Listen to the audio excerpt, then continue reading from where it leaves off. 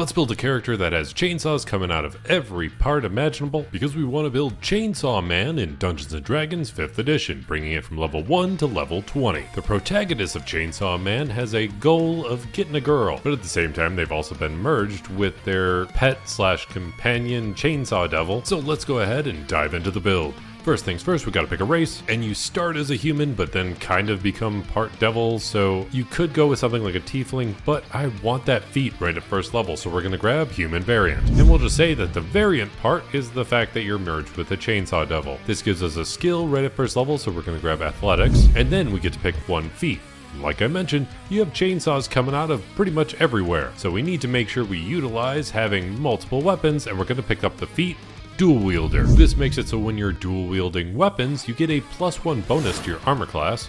You can use 2-weapon fighting even when the one-handed melee weapons you're using aren't light, and you can draw or stow 2 one-handed weapons when usually you'd only be able to do one at a time. When it comes to a background, you are kind of sent out to take down other devils and demons, so we're going to grab the background, Urban Bounty Hunter. This gives us 2 skill proficiencies from a very small list that we can choose, so we're just going to grab Insight and Persuasion. When it comes to some stats, we want to make sure we're pretty well focused, so we're only going to choose one main physical stat, and that's going to be Dexterity. So we'll put 15 points into that, and then make sure we can take a ton of hits by putting 15 points into Constitution as well. Then the last of our points, we want to make sure we can try and get a girl. So we're going to put all of them into Charisma, bringing that to 15. That dumps our Strength, Intelligence, and Wisdom down to 8, and then we get 2 points we can put into 2 different ability scores thanks to being a human variant. So we're going to boost up our Dexterity and our Charisma, bringing them both to 16. Then when it comes to a starting class, because we will be doing a multi-class, you just gotta hang on for it, but we have merged with a devil to get chainsaw abilities, so we gotta go with a Warlock. Being a Warlock gives us saving throws in Wisdom and Charisma, and we get to choose 2 skills. So we're going to grab Arcana and Intimidation, because once you have a chainsaw coming out of your face, that's probably going to be pretty intimidating. Then at first level of Warlock, you get to choose an otherworldly patron right away, and this is what type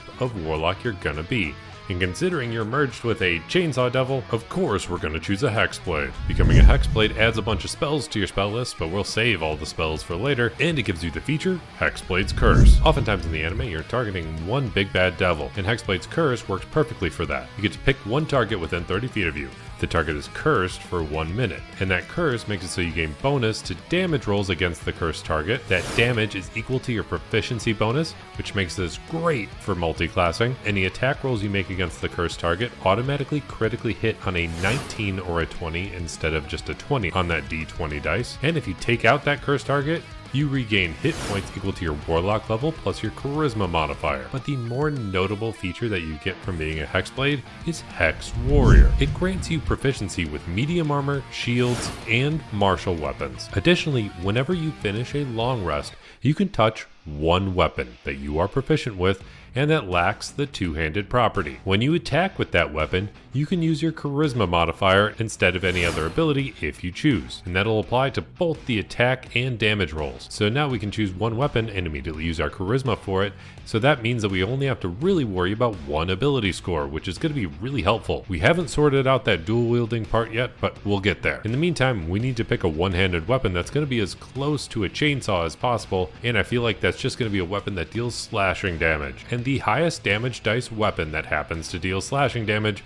while still not being a two-handed weapon is going to be a longsword. It doesn't have the two-handed property, so we can use it, but it also allows us to wield it with 2 hands. So if we wield it with one hand, it's 1d8 slashing damage, but if we happen to have both hands on that weapon, it's going to be a d10 of slashing damage. And finally, in the basic Warlock stuff, you also get some Pact magic, which is just magic spells that you can cast, and your ability to cast them actually recharges on a short rest instead of a long rest. Then at second level of Warlock, you get some Eldritch invocations, but we're going to save the invocations we choose just for one level because a lot of them are going to depend on what you get at third level of Warlock, which is a Pact boon. And even though we are Chainsawman, we're not going to choose Pact of the Chain, we're going to choose Pact of the Blade. This makes it so we can magically create a weapon and it automatically appears in your hand, allowing you to summon it into existence like you're pulling the ripcord from your chest. It even allows you to convert any magic weapon that you find into your Pact weapon. So now you can summon another longsword, so you can dual wield them, but there's an extra caveat in that Hex Warrior from being a Hexblade, because at the end of Hex Warrior, it specifically states that if you gain the Pact of the Blade feature, the benefit of Hex Warrior, which allows you to use your charisma modifier for all of the attack and damage rolls, automatically applies to any Pact of the Blade weapon, which means that you can use Hex Warrior on one weapon, and you can use your Pact of the Blade to summon another weapon, and Hex Warrior will automatically apply to it. So that means you can dual wield longswords, slashing away and using your charisma modifier for every bit of those attacks. And now that we've sorted all that out, we get to choose some invocation. Chainsaw Man doesn't really wear real armor, unless you count the thing on his head, so we're gonna grab Armor of Shadows. This allows us to cast mage armor on yourself at will without expending a spell slot. And then we're gonna follow that up with improved Pact weapon. This is only going to apply to the weapon that you actually have a pact with, and not the other random one you choose from Hex Warrior, but this does turn your Pact weapon into a +1 weapon. It also allows you to choose some other weapons, but we don't really care about that because we just want to make sure we do slashing damage with those chainsaws coming out of all of you. The last thing that I want to make sure we mention at 3rd level of Warlock is that your spell slots from being a Warlock upgrade from 1st to 2nd level.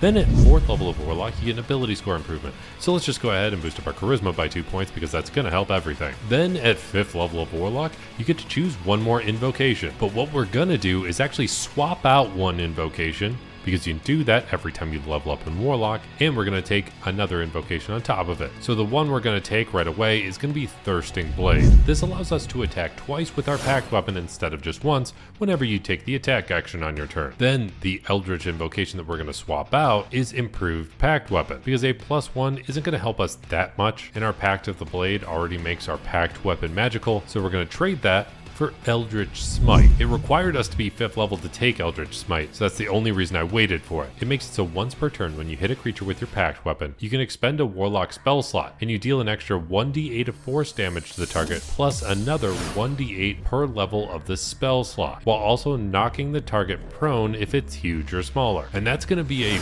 big boost to our damage. And the fact that it knocks a target prone is even better because any melee attacks against a prone target are automatically going to be at advantage. And if you have your Hexblade's Curse active against that target, that means that the advantaged attack is going to crit on a 19 or 20, and since it's advantaged, that means that you're not just doubling your chance of critting, you're actually quadrupling it. And that Smite can do even more damage now that you've hit 5th level, because your spell slots have upgraded to level 3. Then at 6th level of Warlock, you get another feature from being a Hexblade, which I will call out, doesn't really fit with this character. Frankly, it's only fit with one other themed build that I've ever done and happened to include some Hexblade. And I think it was for Joker from Persona 5, because it's a feature called a Cursed Spectre. So when you happen to slay an enemy, you can curse the soul of that enemy, binding it to your service. If it was some sort of humanoid, you can make it rise up as a specter, which will automatically have a stat block you can find in the monster manual, but it also gains temporary hit points equal to half your Warlock level, it obeys your verbal command, and it gains a bonus to its attack rolls equal to your charisma modifier. I know it's not going to apply to the Chainsaw Man, but it comes with the subclass, so we gotta deal with it. Then at 7th level of Warlock,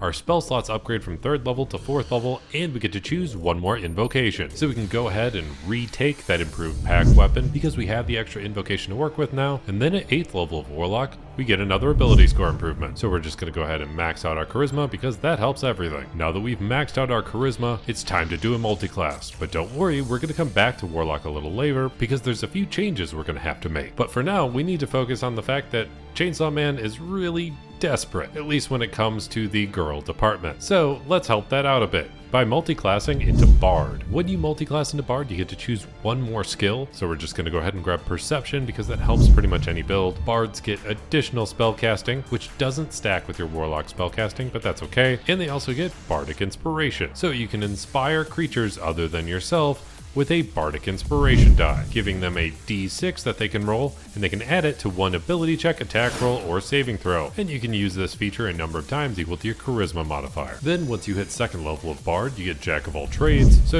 you can add half of your proficiency bonus, rounded down, to any ability check that you don't have proficiency in. Additionally, at 2nd level, you get Song of Rest, so you can help revitalize yourself and your allies whenever you take a short rest, allowing everybody to regain an extra 1d6 hit points during that short rest. Then at 3rd level of Bard, you get to choose a Bard subclass, which is called a Bard College. And we're focused on those chainsaws, so we're going to take the College of Swords. This does give us some bonus proficiencies, which we already have thanks to being a Hexblade, but it also gives us a fighting style. And there's one major thing we've been lacking, because being a dual wielder doesn't mean that we get to add our ability score to the damage from our offhand attack. However, now we have the chance to take the fighting style to weapon fighting. So now we can add our charisma modifier to the damage of our offhand attack. Then finally at 3rd level of College of Swords, you get Blade Flourish. So whenever you take the attack action on your turn, your walking speed is increased by 10 feet until the end of your turn. And if a weapon that you attack with happens to hit a creature, you can use a Blade Flourish. You can only use it once per turn, but it allows you to do defensive flourish, so you can roll a bardic inspiration die and you deal extra damage equal to that die, but you also add that same number to your armor class until the start of your next turn. Alternatively, you can use slashing flourish, so you can again roll a bardic inspiration die, deal extra damage to whatever you rolled, and you can also deal that same amount of damage to any other creature of your choice you can see within 5 feet of you. So it's only that little extra damage from your bardic inspiration die, but it's still nice to have. And then the last option you can use for your blade flourish is mobile flourish. So again, you can deal your bardic inspiration die as extra damage on the hit, but you can also push that target 5 feet away from you plus a number of feet equal to the number you rolled on that die. You can then immediately use your reaction to move up to your walking speed to an unoccupied space within 5 feet of the target. So you can slash at them, forcing them back, and then immediately catch up to them. Then finally, the last feature you get being a 3rd level of Bard is Expertise. So you can choose 2 skills that you're proficient with, and you can double your proficiency bonus in them. So we'll boost up our athletics and our perception. Then at 4th level of Bard, you get an ability score improvement. So let's go ahead and boost up our dexterity. This is going to help our armor class, making it much harder to hit you in battle. Then at 5th level of Bard, you get Font of Inspiration. So you regain all uses of your bardic inspiration die whenever you finish a short rest instead of waiting for a long rest. Then at 6th level of Bard, you get Counter Charm. So you can disrupt any mind influencing effects, giving you and any friendly creatures within 30 feet of you advantage on saving throws against being frightened or charmed. But additionally at 6th level, from being a College of Swords Bard, you get extra attack, which unfortunately will not stack with your Thirsting Blade from being a Warlock. So to address this, we're going to go ahead and jump back over to Warlock. And at 9th level of Warlock, your Warlock spell slots upgrade from 4th level to 5th level, and you get to choose another invocation. But obviously, we're going to be swapping out an invocation at the same time. So to not waste that Thirsting Blade, we're going to swap it out for Eldritch Mind. This will give us advantage on Constitution saving throws to maintain concentration on spells. And then, just because you kind of leap all over the place, we're going to take Otherworldly Leap. This allows us to cast Jump at will without expending a spell slot. Are there probably some other more beneficial invocations we could take? Sure, but I'm trying to stick true to character. Then at 10th level of Warlock, you get another feature from being a Hexblade called Armor of Hexes. So if the target of your Hexblade's curse tries to hit you with an attack, you can use a reaction to roll a d6, and if you roll a 4 or higher, that attack misses you, regardless of what your enemy rolled. So even if they crit, you have a 50% chance of just completely dodging the attack. Then at 11th level of Warlock, you get a Mystic Arcana, and this is another special kind of spellcasting. It allows you to choose a 6th level spell that you can cast once per day. But again, we're going to focus on all the spells at the end of this build. Then at 12th level of Warlock, you get another ability score improvement. So let's go ahead and finally address that odd number in Constitution by taking a feat. We're going to take Resilient. This allows us to boost up one ability score by 1 point, and that's going to be Constitution, and it gives us proficiency in the saving throw tied to that ability score. So now if we have to concentrate on any sort of spell that's boosting our abilities, we have advantage on it thanks to Eldritch Mind, and we have proficiency in it, so it's going to be pretty darn hard to lose concentration. Additionally, at 12th level, we get to learn another invocation, and this is where we really boost up our damage a heck of a lot, because we're going to take the invocation Life Drinker. This allows us to add our charisma modifier again to any of our attacks with our Pact weapon. Again, this is not going to apply to the Hex Warrior offhanded weapon, but it's still an extra 5 points of our charisma that a target's going to take for up to 2 attacks that can land. And since you already get to add your charisma modifier once, that's a total between your 3 attacks of plus 15 damage just from your charisma modifier. Then we have 2 levels left to play around with. We could keep going in Warlock, which would allow us to get the final Hexblade feature, but that just allows us to move our curse from one target to another. And usually we're targeting just one creature, even if that doesn't always happen. And it would also allow us to choose a 7th level Mystic Arcanum, but I can't really figure out too many 7th level Warlock spells that would fit really well with this build. So instead, we're going to put those last 2 levels into Bard. That allows us to cast 4th level Bard spells because of our 7th level in Bard, and then getting 8th level in Bard, we get 1 more ability score improvement, and you're 1 tough Chainsaw Man. So we're going to take the feat, tough. That allows us to get an extra 2 hit points of health per level of this overall build. Now it's time to finally dive into those spells, and we're going to start with the Warlock stuff. We're going to grab everything we can apply to a melee attack, like Booming Blade, Green Flame Blade, and Sword Burst. But you're also pretty desperate, so we're also going to grab the cantrip Friends. When it comes to actual Warlock spells that you're going to grab, it's mostly going to be Shield for protecting yourself, which will boost your armor class by 5, but Warlocks automatically cast at the highest level spell slot they have available. And since that means you're automatically going to cast at 5th level, you're going to want to save most of your Warlock spell slots for that Eldritch Smite ability. But there's still a couple spells that are going to help you a lot, like Banishing Smite is super powerful. It will use your bonus action, but it makes it so your next weapon attack is going to deal an extra 5d10 force damage. And if the attack reduces the target to 50 hit points or fewer, you banish it to another realm of existence. The only other spells I would worry about grabbing are Far Step, so you can dash around the battlefield insanely fast, because it essentially allows you to teleport every bonus action while you're concentrating on the spell, and then also grab Hold Monster. It'll allow you to completely paralyze any creature that is not considered undead. And this is especially powerful because any melee attack you make against a paralyzed creature automatically crits. There's still plenty of other Warlock spells to choose from, but I'll save most of those for the character sheet that I will have available over on Patreon, which both gives you a PDF version and the D&D Beyond link, but I'm not going to leave you without at least telling you what the Mystic Arcanum I would choose would be. And that's probably just going to be Tasha's Otherworldly Guise. It feels like that's part of what would happen when you pull that ripcord in your chest. It transforms your entire being. It makes you immune to certain types of damage. It makes it so you can fly at a speed of 40 feet. And it boosts your armor class by 2. It has some other bonuses, but those are already covered by all of your other stuff. There are definitely some other more powerful Mystic Arcanums we could choose, but most of them wouldn't really fit for this overall character. But either way, we still have some Bard spells we can play around with. I'm only going to highlight the very important ones, but again, if you want the full spell list, check out my Patreon. As far as cantrips, we're only going to make sure we grab Vicious Mockery, as well as probably Thunderclap. First level spell we can grab is Long Strider, just to boost up our speed a bit, and Silvery Barbs, just because it's always nice to have. And then one thing I always find annoying is that bards don't get the spell Haste, which would be really helpful for our build. So in order to deal with that, we made sure we turned on the optional feature to get additional bard spells, and since we can't be hasted, we might as well do the next best option, which is slowing our enemies with the spell Slow, which is actually probably more powerful, except for the fact that your enemy gets to try to attempt to resist it, but it reduces both their armor class and dexterity saving throws by 2 points. They can't use reactions, and on their turn they can only use an action or a bonus action, but not both, and it can never make more than 1 attack. And finally, if the creature tries to cast any sort of spell that takes an action, you get to roll a d20, and on an 11 or higher, the spell doesn't take effect until the creature's next turn, and it must use its action on that turn to complete the spell, completely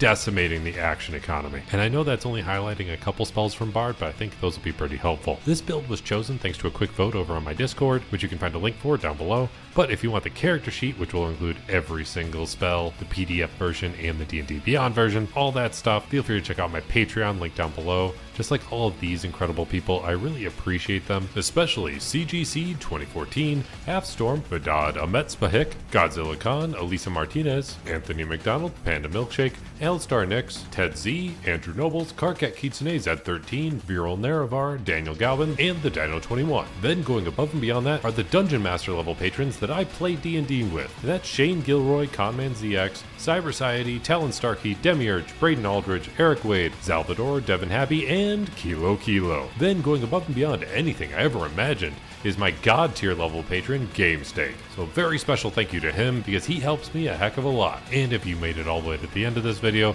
let me know by hitting that like button, and I'll be here hoping you roll at least 3 nat 20s in your next D&D session, especially if you want to have a chainsaw coming out of your face and play as Chainsaw Man in Dungeons & Dragons 5th edition.